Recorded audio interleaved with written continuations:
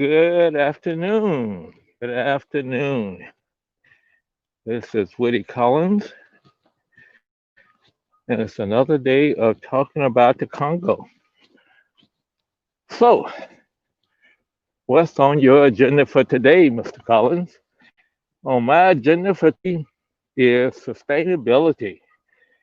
As I finished the broadcast yesterday, throughout the evening, throughout the night, I've been thinking about what about sustainability and why is this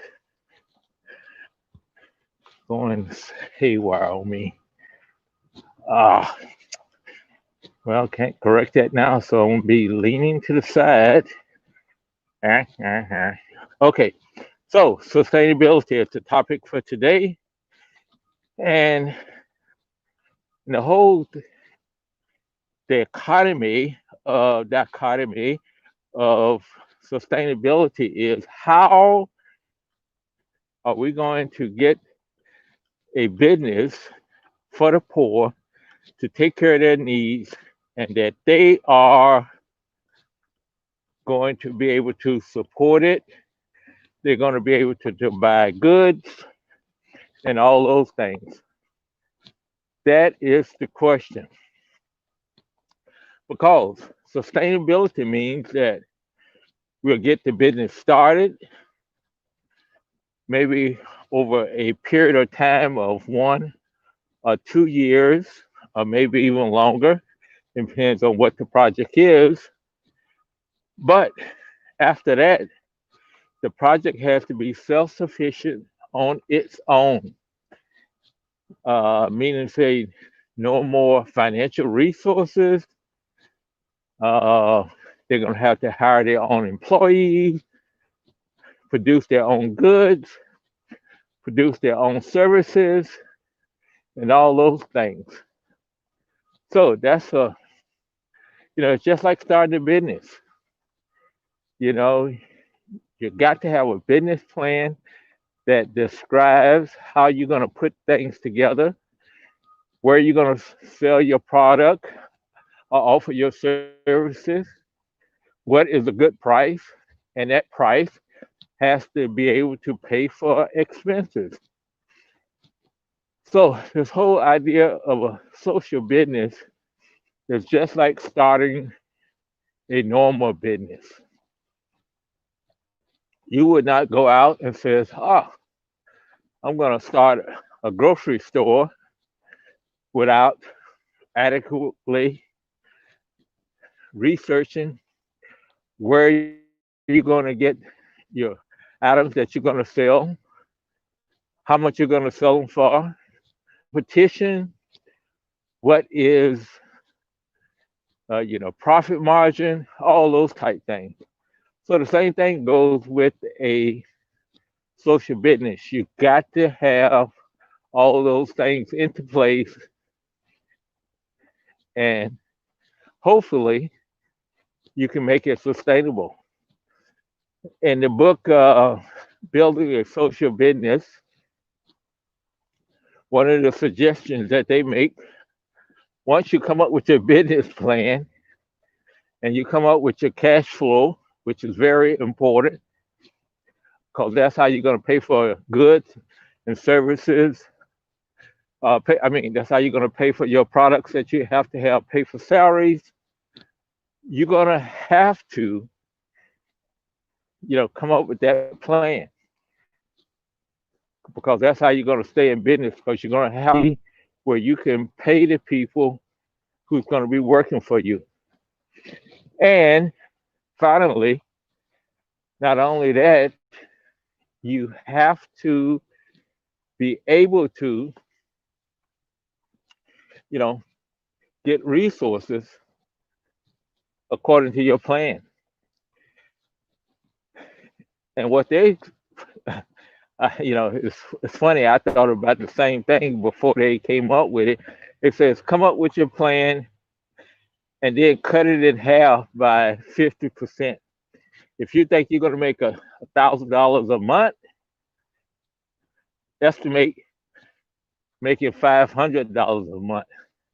Therefore, if you underestimate the profit, and if you achieve that, you're right on target. And if you overachieve it to the amount that you thought you could sell, you would have enough money to pay for salaries, to pay for all those things that's needed. So, coming up with a good business plan, coming up with a good plan, cash plan, product and services in a poor community.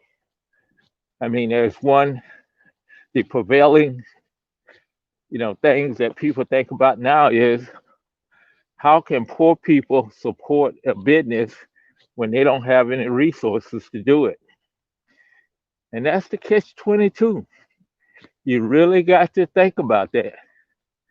You're thinking about working it in an impoverished community, and how are you going to come up with, someone to buy your product, buy your services and stuff. Some of the things that Grameen has done is they've not only offered their service to the poor, but they have sold their items to the middle class, richer people, to in order to fund the products, those same products, or very similar products to the poor. So therefore, let's say if you were selling bicycles, you would identify your bicycles and say that to break even, you need to sell 500 at $50. Well, you may sell them for $75 in a high income population so that you can reduce your price by some percentage to the poor folks. So there's all kinds of schemes that you can do it. So it is possible to do it, but it requires thought because, like I say, is sustainability is number one, and a lot of social businesses would probably fail because they're not sustainable that they thought they would be, and they turn out not to be, and also that they're not have good cash plans. Just how a company has to come up with a cash plan as to what they're going to be spending each month and have that cash available to pay salaries, taxes, whatever is necessary. You have to do that.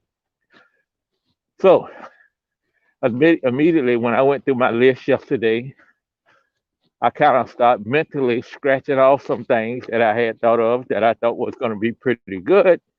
And I thought, I don't know about that. I don't know if we could actually be a great idea for the poor. So, anyway, that's some of the things that we got to continue to look at, continue to investigate, and start drawing out some plans. But this is the planning stage. It don't cost us anything to plan, just some hours of spending and everything. And so that's what we're going to be doing. So finally, that's it for today. And if you have any thoughts on it, please drop those in the comments. And if you would like a copy of the book that has all this in it, I could recommend it to you and probably be convinced if you're willing to share your ideas with us to get you a copy.